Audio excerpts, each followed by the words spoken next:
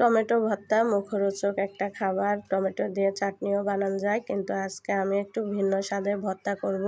আসসালামু আলাইকুম ভাই ও বোনেরা, এই যে দেখেন এইভাবে টমেটোগুলো টুকরো করে কেটে নিয়ে আমি একটু পানি দিয়ে সিদ্ধ করে নিব।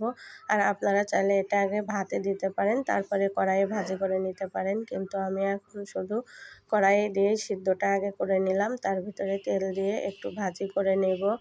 আর এইভাবে টমেটো ভর্তা করলে খুবই মজা লাগে, আপনারা করে খেয়ে দেখবেন। আর ভাই বোনেরা যারা আমার চ্যানেলটি নতুন দেখছেন তারা সাবস্ক্রাইব করে দিবেন, লাইক কমেন্ট করে পাশে থাকবেন। আমি সাথে কিন্তু শুকনো মরিচও ভাজি করে নিয়েছি, নিয়ে এবার এই যে আমি ভর্তাটা করব।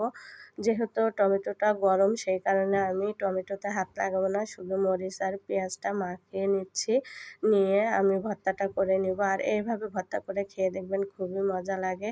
আর এইরকম নতুন নতুন ভিডিও পেতে আমার চ্যানেলটিতে অবশ্যই সাবস্ক্রাইব করে রাখবেন, মজার মজার ভিডিও পাবেন। এই যে দেখেন কথা বলতে বলতে আমার টমেটো ভর্তাটা হয়ে গেল। এইভাবে করে খেয়ে দেখবেন, ভাত খেতে পারবেন 1 প্লেট ভর্তি। আল্লাহ হাফেজ।